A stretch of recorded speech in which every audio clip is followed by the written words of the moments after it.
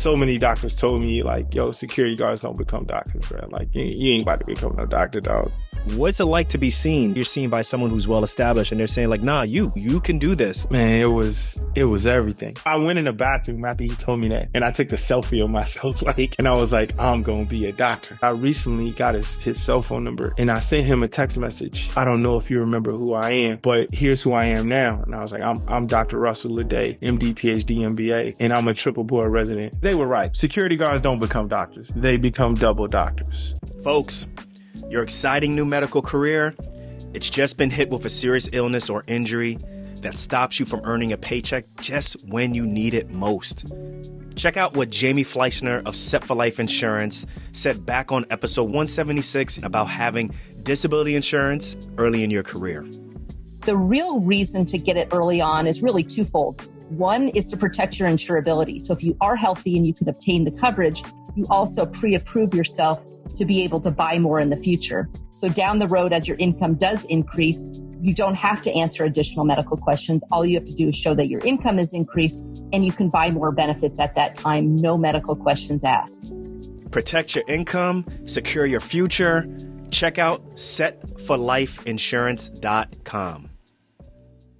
Yo, what's good, everyone? I'm excited to have Dr. Russell Ledet. Now, is it Russell Ledet or is it Russell Ledet? Tell me the perfect way to say your name. I'm really from Louisiana, like that.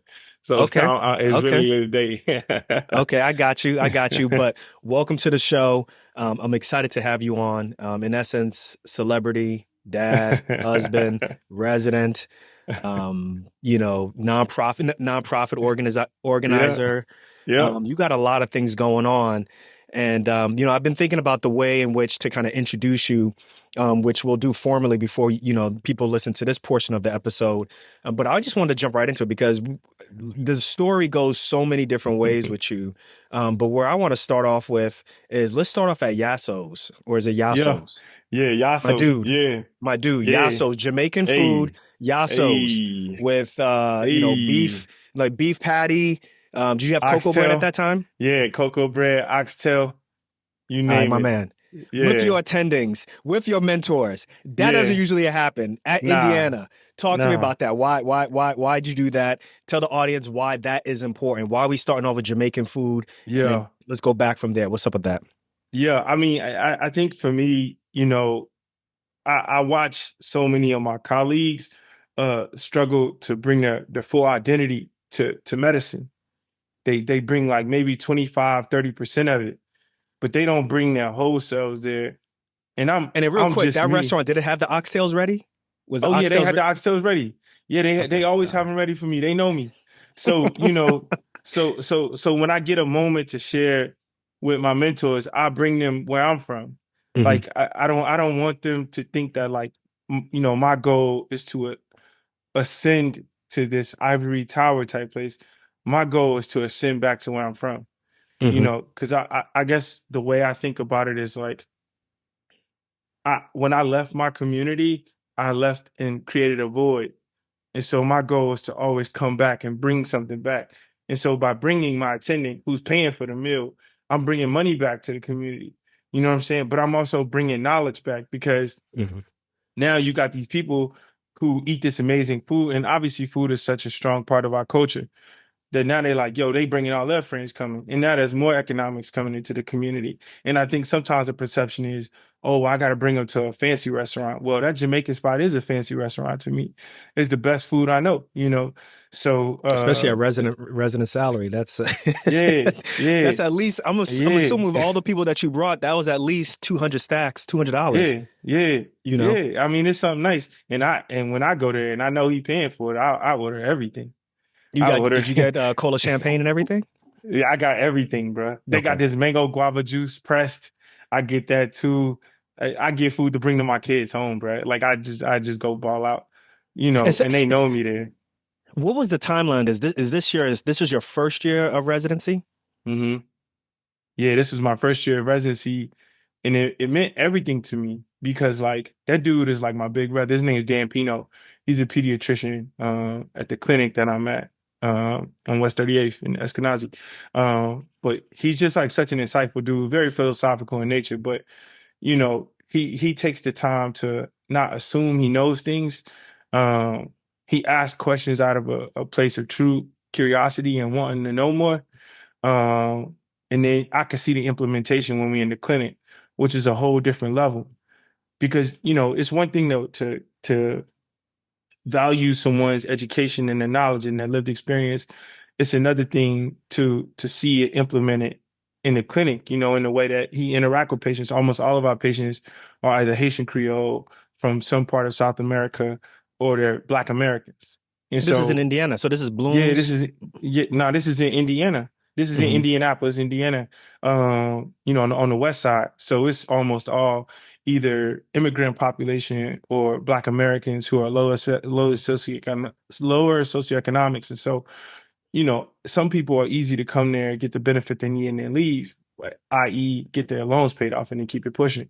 But then you got people who truly been there for forever, like Pino, and Thomas Klausmeyer. There's a bunch of people, Aaron Phipps, Stedging, who've been there and they believe in, what I'm saying, what it means to really contribute back to the community in a meaningful way, not only from a medicine perspective, but from a cultural perspective too. So it's heavy, man. And it's good because like he didn't hesitate to go to that spot. And since then we've gone back twice. Okay. So for those, you kind of wondering why we started with that question. So Dr. Russell Ledet are you in your third year or your fourth year of residency I'm in now? my second year now. I'm finishing up my Second second year. year next month. He is in the second year of the famously known triple board residency that everybody knows as psychiatry, or Yep. excuse me, pediatrics, and then Yep. child and adolescent psychiatry program. Yep. There's Yep. only, I looked it up, there's only 12 programs in the country. Yep. Yep. Extremely difficult to get into. And I think in 2 years ago, 2022, you were the only African American male, excuse me, Mm-hmm. to get into one of those programs. Yep. So in essence, you were a unicorn, or you are a Yep. unicorn. And I'm Um, the first one here. Indiana has never had one. they've never had a black male, Nah, really. not Okay. ever. So so it's very interesting then, because there's a lot of, I think a lot of people who if you're not African American, you're listening to this, you may be like, well, what's the big deal? There's a lot of pressure, right? You feel like Yeah. you have to hold up like an entire race. Yeah. You have to act right. You have to do all Yeah. these different things perfect, so that if someone behind you wants to come and they look like you, they want to get through, you have to make sure that you are that pioneering person. And that's a Yeah. lot of pressure, right? It's a Yeah. lot of Yeah. pressure, whether you Yeah. decide to take it on or not. So it's very interesting that, you started off by taking them all to a restaurant that you frequent to kind of just see and frequent like what it's like to be in your world. I just thought that was Yeah. really fascinating. That's why I wanted to start there. So, Yeah. I mean, I almost always and purposely bring people into my world because it's so easy for it to be the other way. You think about people who go into residency in places they've never been before. They only frequent the places generally that their colleagues frequent. yeah. I try to make my way to, to the hood. Like I almost always, because I want to understand the people who actually are from there, who live there, and get a feel for the real culture of the city, as opposed to just being a parasite who just comes in and get what they want and then leave. It's oftentimes I find my colleagues being like, "Yo, this place is boring." I'm like, "You don't really know nobody from here. You don't know anyone from here." Um, and that's always my challenge is like, yo, go meet the locals, go sit Mhm. down, chop it up with them, join a djembe drum circle, go sit with some of the ancestors, go to some of the older churches and understand like the history of this city. Madam C.J. Walker was here. Of course, they got rich history here. So much jazz come out of this city, you know. But I mean, I'm also in touch with, where I'm from, the people where I come from hold me accountable for not forgetting where I come from. And so it makes it easy for me to do the same thing when I come to a place Mm. like Indiana. You know, if you look at a lot of the old medical schools and the old medical universities, they're actually in very old Yep. neighborhoods Yep. that are either inner city or just Yep. older neighborhoods where you may see a significant amount of minority populations. But when you go inside the institution, it doesn't look like the Nope. surrounding neighborhood. And even those who look like they would be from the neighborhood, oftentimes they're not really Nope. they're not acting the way in which you would expect someone in the neighborhood, whether or not that's a good or bad thing, right? Like it just, if Yeah. it's almost like once you become part of the medical institution, like you become part of the system and so forth, right? The Mhm. reason I'm bringing that up is, in essence, you were kind of one of those locals when you started, Hmm. right? Because the Yeah. story that tells the story with you is that you started off as a security guard Yeah. working in, was it at which hospital? Was it Louisiana and Tulane? Baton Rouge. No, it was at Baton Rouge General Hospital in Baton Rouge, Louisiana. This Right. is So after you I start got off out as of the security guard, military. Yeah, right? I started out as a security guard. I come out of the military. I come off active duty. I was in the reserves by then. And I just got a job as a security guard at a hospital because And nobody's paying essentially, attention. Like this is one of the nah. more superficial relationships, right? People come in, they say, "What's up to Yeah. you? Was good? I'm out," and then they leave. And they But ain't thinking like, yo, like, this it's could be so my many. colleague. Nah. I mean, as a matter of fact, most of them, so many doctors told me, like, yo, security guards don't become doctors, bro. Like, you ain't about to become no doctor, dog. I remember, like, this one doctor, So I as a never security forget him. guard, you wanted to be a doctor. Yeah, like, because, Okay. I mean, I came there as a security guard and I was majoring in social work. Like, I just wanted to be a honestly, I wanted to be the food stamp plug. I wanted to go back to my community and just run it up.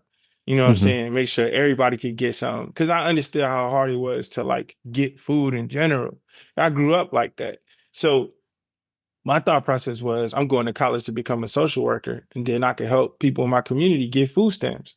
And but you know how medicine can bite you. Like medicine can absolutely encapsulate you if you see it in the right if you see it at the right time in your life, when you're still vulnerable and you don't really understand your capabilities or what your possibilities of life are, and you see like traumas coming through the ER, you see Hmm. stroke alerts, you see heart attacks, you see all these things and you're like, dang, like that's such a cool job. You get to see people resuscitated, you see IOs get put in and chest tubes and all the GSWs getting treated and all these Look, other look, hey things. man, you getting me excited. This is my world, yo. You know what I'm You know what I'm saying? Come saying? on, Like when you see it, yo. you like, yo, it's kind of crazy because I recently intubated a kid who was in status, and it literally took me back to the moment when I was the security guard standing outside of the trauma bay, watching somebody else intubate somebody who had just gotten a GSW, and I was like, dang man, it's crazy how those flashbacks come back. But essentially, all those moments, mesmerized me, and I was like, yo, I can't imagine not being able to do this. But I didn't know what I was barking up that tree. I didn't know what Hmm. it took to get into medicine. So I was just asking doctors like, yo, can I shadow you? Can you, As they come on, passing man. through, Yeah, as they like go through the metal detectors, hey, what you yes. do? Yeah, so there's this image. You know how like when you go to the hospital, there's like a parking lot in the front of the hospital that the doctors park the fancy cars in, Hmm. and they walk up the steps and they cross over the hump, and then they walk into the hospital, and there's a security guard just standing there who's like Hmm. helping Yeah. people get in and out of their car or whatever. And every time a doctor would pass by, I'd be like, "Yo, what do you do? Like, where did you go to school?" Some of them be like, "I went to Harvard." I say, "Oh, you got an MBA too? Where'd you get that from?" They're like, "Oh, I went to Harvard Business School." I'm like, dang, like how long did that take? Because this is all stuff that I was really naive and So this they is would be small like, talk that you having. yeah. And I'm like, yo, can I Okay. shadow you? And they like, nah, bro. They They're like, not taking you you, seriously. they like, nah. I mean, they'd be like, yo, you're a security guard, bro. Like, you're not about to become no doctor. But there was this one guy, man. He's a trauma surgeon. You might know him, Patrick Greifenstein, Dr. Patrick Greifenstein. He's at Name not LSU. familiar. He's at LSU. He trained at Miami and I think he trained at Miami for trauma and then at LSU for general surgery. I'm And from that pedigree though, because I did my fellowship at Miami. So, oh yeah, so yeah. but Miami is a place for trauma surgery. yeah. It is the place, I think. But he was coming in for an appendectomy late at night. He didn't really know how to navigate that hospital, and he came through the ER and was like, "Yo, can you help me get to the OR?" And I was like, "Sure." We was passing up the morgue. And I seen his jacket. He was the chief surgery resident. And I was like, yo, you really a surgeon? He was like, yeah. I was like, well, you think I could shadow you? And he was way shorter than me. So I think he was kind of intimidated. And we was walking How by tall are you, ourselves. He man? was like 6'3". So he You was six like, three? yeah, Okay, okay, yeah. yeah. I wouldn't So, have got there. Yeah. so he was like, yo, yeah, I get that. I think you can't shadow me. I was like, well, give me your cell phone number then. He Hmm. gave me his cell phone number and I called him like literally the same night. I stayed in the hospital overnight that night because I worked the 4 to midnight shift as a security guard. And I just stayed in the library and studied all night till the next morning. And when he came in, What'd you I saw study? him I was studying for OChem. Like I would just stay in there and just study all night. So you was going down that pre-med route at that point. You Yeah, was taking your yeah, prereqs. yeah, Got yeah. you. But I Okay, was now this is asking making doctors sense. like, Okay. yeah. And it's funny because like I had this thing, yo. So you know how like you could go to the medical library at any hospital and they got old books just sitting in there, Yeah. Yeah. whatever. Nobody really read them. Yo, I used to pick up them heavy books and just walk around with them and act like I was studying, like I was in medical school. Hmm. Like, just like, You just want to just act a part. yeah, I wanted to envision what it was gonna be like. Nevertheless, I met him the next morning. We went in to go do a mastectomy, and the attending was a black guy, Hmm. Dr. Peter Bostic. He's like a world-renowned oncology breast surgeon, and he ended up chopping it up with me in the doctor's lounge afterwards. And he was No like, pun "Yeah, you could, intended. nah." And yeah, we and he told me like, man, yeah, you could become a doctor. Obviously, I didn't get into medical school the first time, and I'm thankful I didn't. I'm so glad I went and did a PhD first because it made getting an MD free. So Hmm. Oh, so you were an uh MD PhD student. Got you. That makes nah, sense. I wasn't. I was a PhD student. But because I was a PhD student and I had like a crazy CV by the time I was applying to medical school, it was a no-brainer for medical schools to be like, yo, we should like get this dude a full ride. That's probably the only way we gonna get him, which is true. Mm. Because, at that time, medical schools were starting to think about full rides, like, full tuition for all of their medical students. And so when my second daughter was born, February 20th, 2018, that same morning, maybe like 30 minutes after she was born, I got an email from Tulane and they gave me a full ride for medical school. Mm. And Mm. I looked at my wife who was exhausted from having a baby and I was like, yo, we going home. She's like, yep, we going home. Now back to that Dr. Bostic, excuse me. Yeah, yeah, So when he encouraged you to say that, okay, yeah, you could go to medical school or you could do this, right? yeah, Like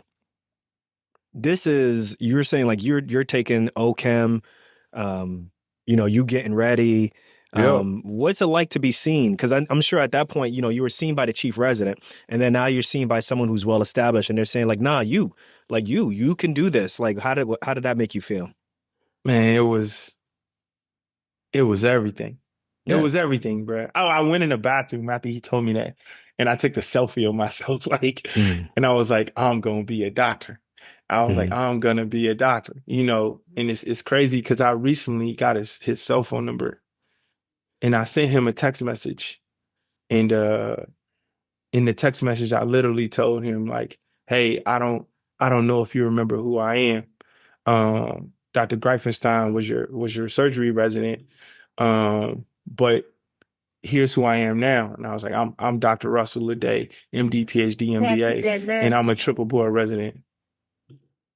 I think I'm sure you guys may have heard a little noise. That's me sharing the screen. I'm gonna share the screen. This is what you're talking about right here. Yeah, yeah, that was a moment, man. It Hmm. was everything to me, man, to be able to send him that text message.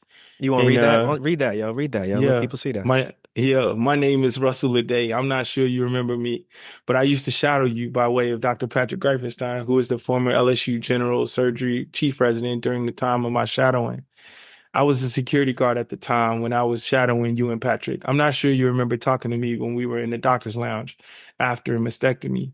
I'm not sure you remember encouraging me to do well on the MCAT or telling me to becoming a doctor wasn't outside of the realm of possibility. I wanted you to know I never forgot what you told me. I am now Russell J. Ledet, MD, PhD, MBA, and I'm a triple board resident at Indiana University specializing in pediatrics, adult psychiatry, and child and adolescent psychiatry. I'm in my second year of residency. I was recently elected into the AOA. My kids are healthy, and my wife and I are closing in on 20 years of marriage. Thank you for encouraging me then, and know I took your words seriously. It Yo, he meant respond back to everything, you? man. Yeah, he did. He He did? told me he Okay. was like, I told him I was like, yo, I'm gonna take you to lunch when I come home, and he was like, bet I'll take it. He was like, I'll Okay. take it. So it's gonna be a moment, man. It's everything, man. That dude, the crazy thing is, I can still hear his voice because I think I believed what he was saying. Like it felt like what he was saying. He said it with conviction. Um, it meant everything, man. It meant everything. I still to this So day like, bro. no matter where you are in your career, you've seen patients your age or younger get seriously injured, have a long-term illness, or even have a mental health issue that affects their ability to work. Now, what if that was you? No, for real. What if that was you? Without disability insurance, how are you going to replace your paycheck? In episode 176, Jamie Fleischner of Set for Life Insurance explains why the best time to buy disability insurance is during your residency. Most physicians acquire their disability policies during residency, and there's several reasons. First of all, when you're younger, you're able to obtain the insurance because they ask you a whole host of medical history. And so you usually don't get healthier over time. Usually you get less healthy over time. So when you're healthy, it's easier to acquire the coverage. Number two, it's also less expensive because it's based on your age and your health. You're not getting younger or healthier over time. So you're at the ideal time. The earlier you get it and the younger you are, the less expensive it's going to be. So whether you're a resident or you're an attending, it's never too late to protect your income. Renee and I, we use Set for Life Insurance to find a disability policy that fit our needs and budget. So what are you waiting for? Check out setforlifeinsurance.com. Once again, that's setforlifeinsurance.com.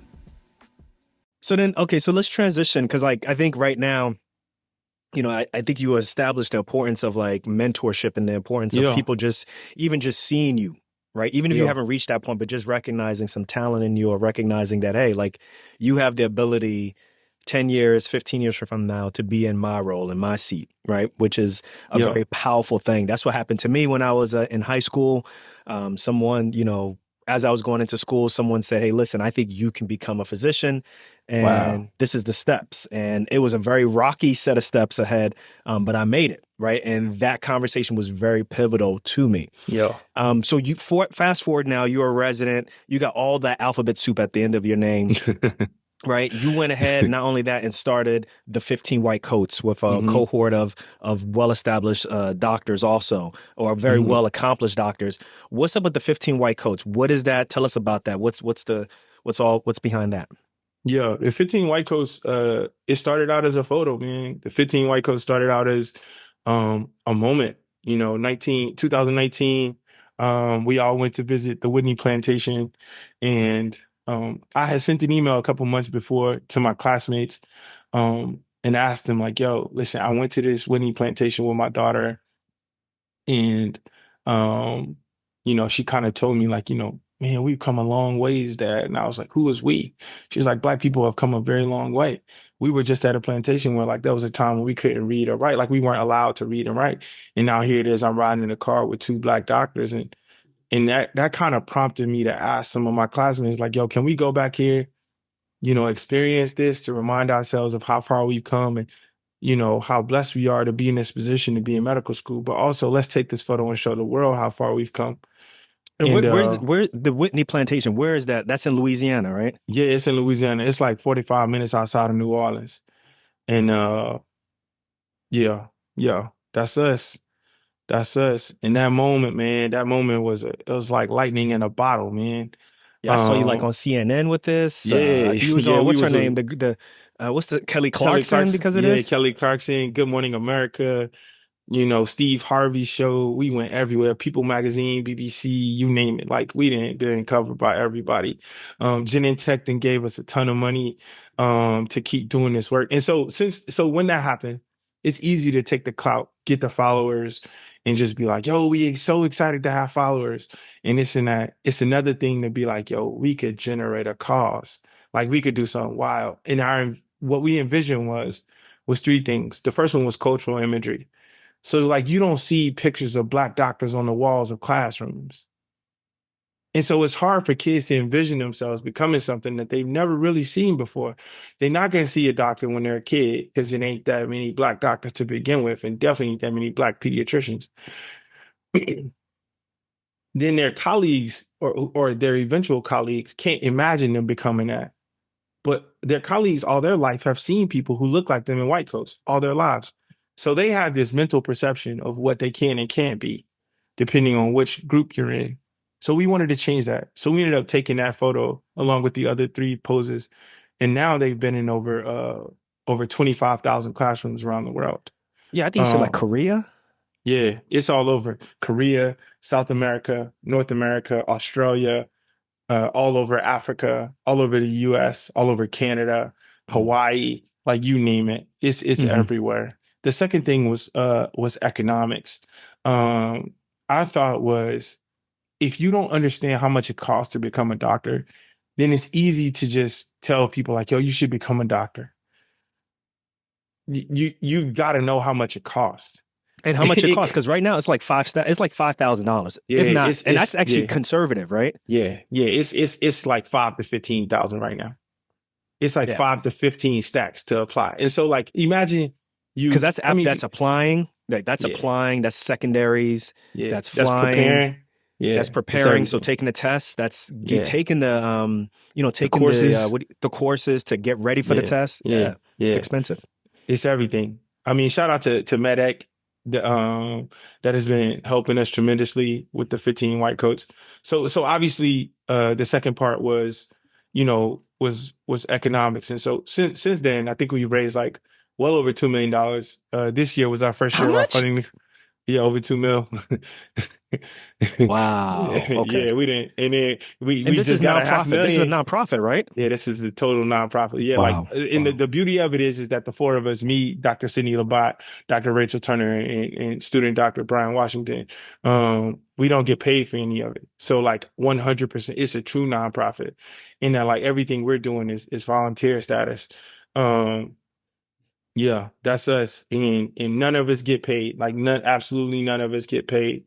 Um, and we really doing this from a position of believing that the next generation will be benefit will get a benefit from the 15 white coats. And so the Funding the Future Positions initiative that just came out, which was funded by Genentech, allows for us to prepare 50 students from HBCUs, Hispanic serving institutions, and indigenous serving institutions to go to medical school. That includes everything you just talked about: the prep, the test, the mentorship, everything.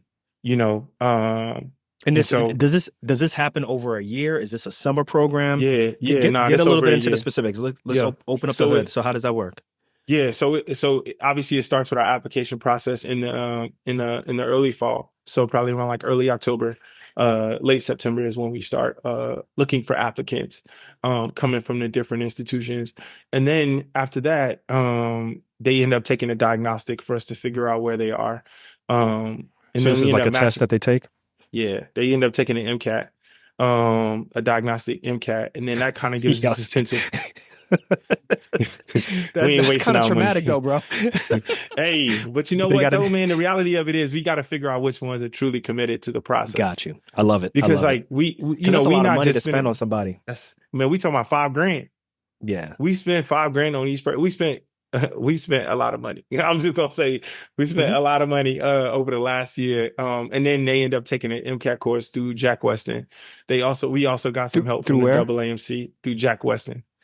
Okay. Got you. Jack Got you. Weston is like an MCAT course, MCAT prep course company, but also the American Academy of Medical Colleges has helped us with getting them prepared for medical school. And then a whole bunch of, people including the other Dr. Darko, have Dr. Renee Darko have come along and helped us a ton with getting these, people prepared for medical school, the medical school application process. And then after that is getting them actually in and then figuring out how we can support them through medical school. Our next goal is obviously to pay for some medical school tuition. Um, That's gonna eat through your funding like for like two students, yo. now, I feel like I feel like if we pay for 1 year's tuition for a medical student, that changes the game, man. Even if it's just 1 year of your tuition that we pay for, that's a lot of money. Yeah. But it changes the game from an economic perspective because the reality of it is that a lot of students who want to go into primary care don't go into primary care because of their debt. Oh, absolutely. Like, Absolutely. that's like, I mean, y'all talk about it on the podcast all the time, how debt shifts where you end up picking a job for, Oh yeah, it and so, self-selects. It yeah, self-selects. It exactly. makes you like, if I got this much debt, or if I anticipate having this much debt, then what's the likelihood of me like picking a primary care specialty? Let's be real, right? But what people don't know is that actually like the hospitalists, the family medicine doctors, they have the cheat code because there's so many Yep. different things that they can, you don't necessarily get paid the highest salary, but there's so many multiple streams of income from being a Hmm. director of like nursing home, or being Yep. a consultant, or all of these different things, that they actually have the cheat code. But They I get agree paid a with you. lot. Yeah, I agree with you. Like if you don't know that, you're going to be like, well, I'm not going into primary care because I don't want to get Nope. paid a certain amount. I'm going to go into a subspecialty. Yeah. And unfortunately, that becomes a problem for the communities that really need PCPs. Yeah, I Yeah. got you And on that one. FQACs end up, struggling to have PCPs and, so that's the second part. And then the third part of the 15 White Coats work is cultural literacy. You know, What does that mean? uh yeah, so you know, it it always befuddles me that like kids from the Ninth Ward of New Orleans or like the Fifth Ward of Houston or like Compton and like they reading Gone with the Wind. And I'm like, there's no relativity here. Like there's none. Like there's absolutely no relativity. Sure, you could probably pull out some strings and figure something out, but theoretically they should be reading, Between the World and Me by Ta-Nehisi Coates or there's other books that reflect a lived experience, but also books that have illustrations, stories that they can relate to. And these Um, books that you're talking about, these are Pulitzer Prize books, right? So they're well yeah, like celebrated I'm, also. Yeah. yeah, Yeah. exactly. Like we ain't talking about no little poo-poo books. We We're not talking talking about about like shit. Zane's books. No. Nah. Shout out to Zane, but Yeah, I I don't think got that, you. that's not, you know what I'm saying? So we Hmm. talking about like, Sister Soldiers books, books Right. that really Midnight, that really changed the game to give us the creativity and to imagine a world where our fiction is also something that we can talk about. And so the Resilient Readers Book Club is our way of making sure that children in who come from minority backgrounds have access to books that reflect their lived experience. So we created these mini libraries called Resilient Readers Book Boxes, and these Resilient Readers Book Boxes allow for us to put these in schools. We're at the place where we're almost able to sell them to people to put in their homes, and all of the books are curated a by the Black World Scholars Bookstore, which is owned by a Black woman. And all of the books are exclusively by Black and Brown authors and illustrators. And you should see how much these kids just like gravitate towards these books, bro. Like they go crazy, man. It's insane to see these kids just go wild behind these books, man. Is It's it like a insane. mobile bookstore? Is this a Yeah, bus? exactly. But we able to put those book boxes in classrooms all over the country. That's it right there. And so this is our K through 3 right here, but we also have one for 4 through 6, and then we have one for high schoolers as well. And you can see that the author, the curated books are here, and it's amazing, man, to see how much these kids see these books and they like, what? This is wild that this like I didn't know these books existed. And obviously there's a way for you to sponsor a book box on there. So if you're listening to this podcast and you want to hop in and help out the 15 White Coast, you could go to 15wc.org. The craziest thing the 15 White Coast has been able to do. So we getting some funding from Genentech to do a HBCU tour next year. We going Mm. to I think to 18 HBCUs, and we just gonna talk about how important it is for them to join the medical community so that we have diversity in the medical community. Because our lived experiences contribute to better outcomes for our patients. There's so much peer-reviewed data that Yeah. talks about how Yeah. important it is for our presence to be there, but not only our presence, our lived experience, the way we interpret very basic things, the language, the vernacular, how much all of those things play a role in patient care, from obtaining an HPI to, to medication What's the HPI? adherence, history and physical. Oh, H. Oh, HP. Yeah. Yeah. I'm like, I'm a I'm like, surgeon. bro, We I don't do know much you, I know HPI. you know what an HPI is. Yeah. So, Patient shot. yeah, patient shot. That's it. GSW to the left chest. Yes. Yes. Yeah, man. But that's our way of making a mark, man. So we going on the HBCU tour. We dropping off Resilient Readers book boxes at each location. We dropping off scholarships at each location to students at HBCUs. We got some amazing partners we're going to announce soon, and we super excited about that too, man. We doing some crazy work. All right. So you just ended off by saying we do some crazy work, bro. But you a husband, you a dad of two, Yeah. and you in this triple board residency. Like, how are you Yeah. managing a nonprofit and doing all of this work? Because this is all hard work, right? Like, how Yeah. do you do Yeah. that? Because there are people who are listening right now. There are residents who are listening, and they may be thinking about doing something like this or scared Yeah. to do something like this. So let's hear it from you. Like, how are you managing this? Talk to us about that. Yeah, I think having an MBA helps a lot. Mm. Wait, Um did I get? Yeah, you do have MBA. You do. Wow. This from IU or it is from Nah, I got it from Tulane while I was getting Tulane? my MD. Yeah, I got my MD and my MBA at the same time. Um High powered, yo. Wow. Did you get your um JD also? Come on, man. nah, I actually been thinking about it, but that's a whole Stop nother playing. Yo. Like, come conversation. on, stop playing. Come on. But nah, man, I think it comes from. I'm gonna tell you, there's a few secrets. One of them is uh, I've been married for a long time.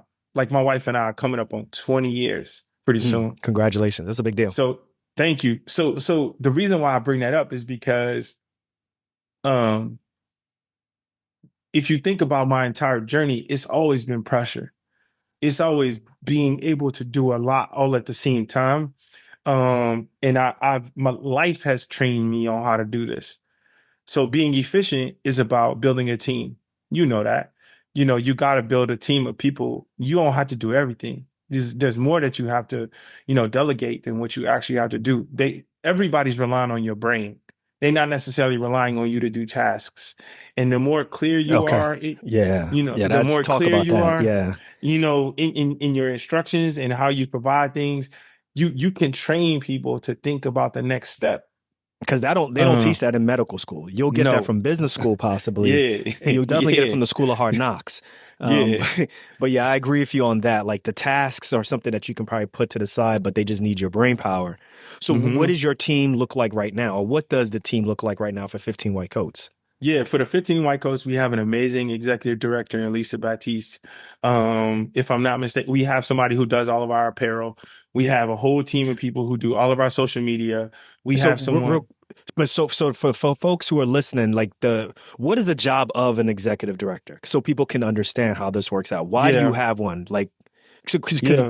I think most people who are unfamiliar with would be like, well, everything runs through you. You make the final decisions and go from there. But that's not the case, right? Nah, no, All right. So no, no, talk no, us no, through no. that. So Yeah. we sit down and we talk about strategy. Like we literally just got off a meeting about an hour ago about how do we strategize around this HBCU tour versus the second cohort of the FTFP. And then the implementation is a plan that needs to be executed. So we've created a grant, we've created policies, we've created an execution plan, but I can't oversee making sure that the people who work for us are following up on emails, making sure that they're answering, Hmm. making sure that students are getting paid, making sure that scholarships are being sent out, like all of these things. I can't do that. I have to be able to raise money and I have to be able to strategize. And then somebody has to execute all of that strategy. And somebody also has to help me to think about that strategy, help Sydney think about that strategy, help Rachel think about that strategy, and Brian. And turn it into something that's realistic because I don't know the capabilities on the ground of the team. I can't, Okay. I don't, the reality of it is like how often I talk to the assistants is probably like once or twice a year. But how often I talk to the executive director is almost every day because I'm asking the question like, well, why didn't this happen? Or, why is this happening? And she helping me to understand, well, this is the capabilities of the team. Okay, well, do we need to expand or do we need to reposition? Do we need to teach someone a new skill? Which one is a better investment? Because obviously, with a nonprofit, you're always thinking about stretching your dollars as far as you can until you get more to come in. And so, and then we got a CPA. We got somebody on our board who does all of our budget stuff. We have people who help us to understand the data driven component. Like we have a scientist at NYU, Dr. Vladimir Svetlov. Shout out to him, one of the best mentors I've ever had, who like helps us with strategy and understanding like what's realistic and what's not. And he can talk directly to our executive director. And so that allows for me to expand what I can do by just saying, hey, Vlad, can you talk to our executive director about strategy? And I trust his Okay. opinion. So I don't have to oversee it. I don't have to oversee everything. I just got to be able to go to a company and be like, yo, here's why you should invest $500,000 in our nonprofit Now we because starting we to see. have, Okay. Now you talking. Okay. you know what So I'm is this a saying? And daily? so, So is it a daily thing? Like you having meetings daily? Is it once a nah, week? Talk to No. us about that. How do I mean, put us I'm put we want probably the nitty gritty. How does this work so yeah, that other people can you can provide the yeah, foundation for other people? How does it yeah. work? I think for me, my executive director is attuned to how doctors work. Doctors will work at like 2, 3 o'clock in the morning, and our brain will work just as fast as it would at like 5 o'clock in the afternoon. Just like I feel like I could be on at any time. It doesn't matter day or night. And so like, if I send her a text message and I'm like, yo, this needs to get done. And I give her completion, like a full list of things that need to get done in order for it to execute. And she'll get it done. And she'll give me, either feedback or she'll give me the finished product. And then whatever trickled down from there, I'm trusting her leadership to go ahead and handle it from there. I don't need to oversee that. So it could be like I'll usually text her every day, like, hey, here's what I'm thinking at like 5, 6 o'clock in the morning. We also have a running collaborative notes on iPhone. So I can drop Mm. something in there and she can see it when she's available to see it. So if So you got an she Android, didn't, you just asked out then. yeah, You I straight mean, up- hey, you know what? That ain't Why my you saving it? problem. Come on. You know what I'm saying? Listen, It that's ain't my come on, fault. yo. Come on. No love for the Hey, Android? welcome to the club, bro. You know what I'm saying? Everybody on our team got blue messages. You know? Yo, this green, what's the green bubble hate? Like y'all gotta chill with Yeah, I all that, yo. mean, y'all about 20 years behind, bro. Y'all about 20 years behind. But yeah, Uh-huh. man, so it's we have a tethered cord between us, and then obviously there's a group with the four of us as leaders, myself, Rachel, Sydney, and Brian. And we just drop messages in there to each other about things that we're thinking about. Like we got this new apparel getting ready to come out. Because really the crux of the 15 white coats is the crux of culture and medicine. So if you could think about us introducing like, black, brown culture into medicine, it's kind of where we want to be. We want brilliance, but we also want culture at the exact same time. And so we coming out with this new apparel for that. But we have to go through this iteration process of like, yo, this is what our apparel designer came up with. Do we like it? What do we want to change? Do we like the Hmm. logo where it is? Can we trademark it? Like all of those things. So And there's then we there's have a work that you lawyer. there's work that you have to do cycles in before Yeah. before it actually comes Yeah. out. Yeah. And Interesting. it's all, Okay. a lot of it. I mean, obviously we have our biannual meetings with so we have a board of advisors, which is like some deans of medical schools, some scientists, some accountants, and a few other people, some principals of high schools, and they give us guidance. But the four of us are the board of directors. So we really guide how the 15 White Coats run. And then our executive director runs the day to day. So I can't imagine what emails she's answering or what meetings she's taking on behalf of the 15 White Coats. I just get a download of it at the end of the week, Got in you. terms of like, hey, here's the things you actually need to pay attention to. And it's very much the same thing as like in medicine, where it's just like, I don't need all the nitty gritty. I don't need a full presentation. What's the plan? Hmm. Like, if I Hmm. want to know the nitty gritty, I'm gonna go ask you, like, oh, so what were the vitals? You know what I'm saying? Like, so what would Got you. how did the meeting go? Did you feel like they were on edge?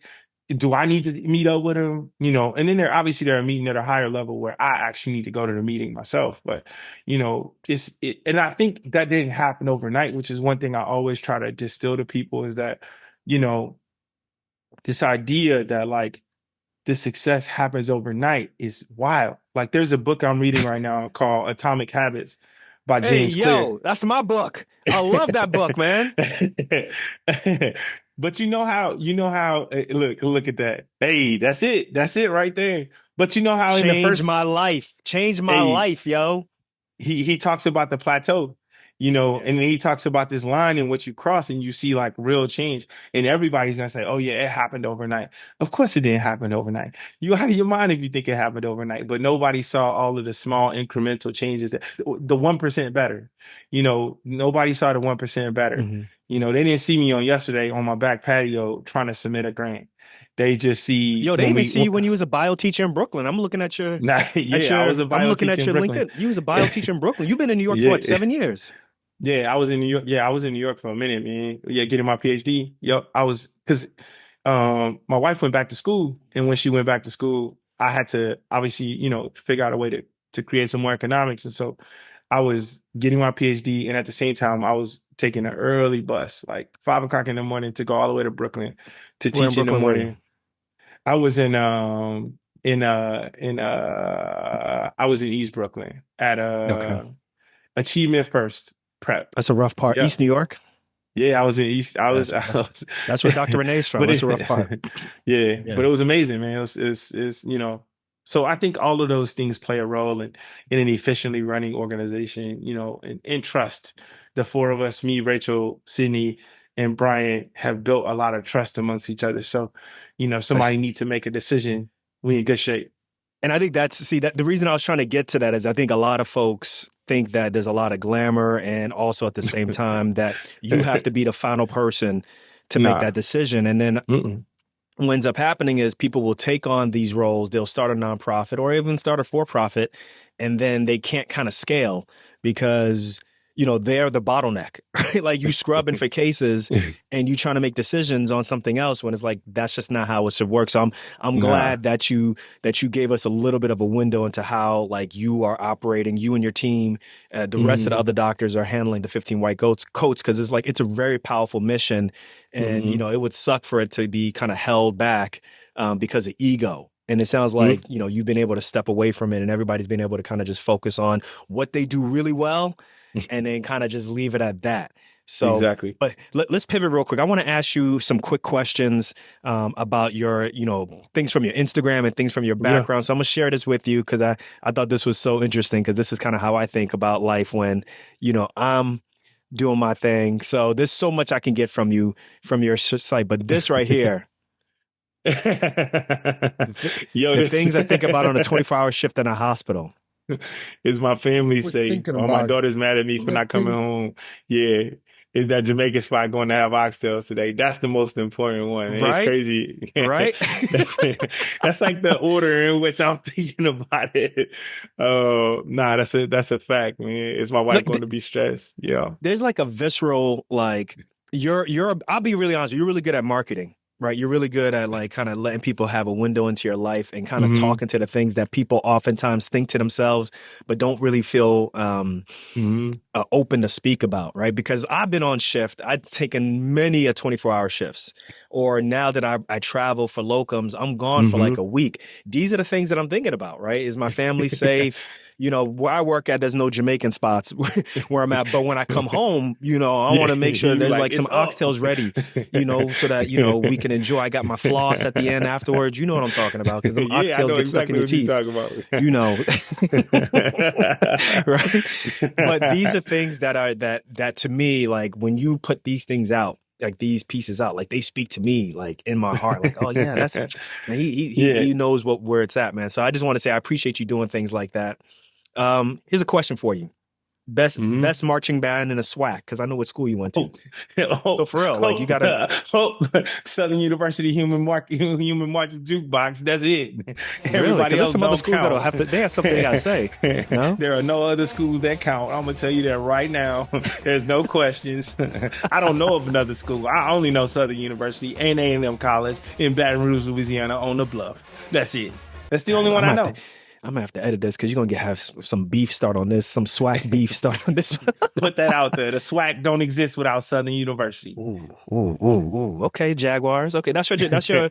You guys are the Jaguars. Okay. Yeah. Well, what about football though? I mean, the Dallas Cowboys. I ain't gonna lie to you. Go ahead and kill me for it. I'm a Dallas Cowboys fan. I'm gonna keep it real with you. You can say what you want. I'm a Knicks fan, so I'm a Knicks fan, so we're kind of like the Dallas Cowboys of basketball. Yeah. So we wear Timbs, as Michael Harriet says. We're Dallas Cowboys with Timbs. Exactly. They hate you because they ain't you. Okay. Well, how about this? What's the best advice you ever received as a pre-med? Don't ask for permission. Ask for forgiveness. Okay. What's the worst advice you ever received? What's the worst advice you ever received? You should probably stop. Security guards don't become doctors. You've heard someone told you that? Oh, yeah. Like you should stop going to be a doctor? Yeah, you should stop. Damn. Yeah, that ain't gonna happen. Which is cool, because they were right. Security guards don't become doctors. They become double doctors. So we good. I love it, man. I love it because when you gotta have like that thing, that shield to be like, okay, I'm gonna let that just kind of bounce off of me and just kind of, I told you so. It don't bother me. Yeah, you might work for me one day. That's the way I always think about it. Bro, you ever had a rough day, man? Because you always on like 10. I love it though. I do have rough days, and when I do, I go hug my wife, man. She get me right, man. She has been my rock for a very long time. She's been with me since high school and since my military days. You know, she's been with me through all the craziness to get here, man. You know, I remember Mm. I always tell this story. My wife and I, when we first arrived in New York for my PhD, um, we were in a U-Haul and we had this little small S40 Volvo, and I asked my wife to drive, and she was like, "Hell no!" She was like, "I'm not driving. We Not in are New in New York. It City. It ain't happening." It's not too bad. It's not Um, too bad. Come on now. and I think that was the first and last time I ever saw my wife scared. Hmm. I ain't never seen her scared. Like I get scared. I'm gonna be honest. When big things come, I get scared. You know, but she always finds a way. She like, "You got this. You could kill it." And so like she always used to tell me, and she still does. She's like, "You don't surprise me when you succeed. You surprise me when you fail. So try your best not to surprise me." And that's literally how I live my life. Is like, yo, let me just not surprise my wife, and I'm in good shape. You know, That's dope. That's that's a dope. different level of support. You know, so That's dope. I love that. I love that. Got a quick question for you. So, yeah. and I always have this question. As a triple board resident, you're going to be, so that means when you finish, you're going to be board certified in pediatrics, Hmm.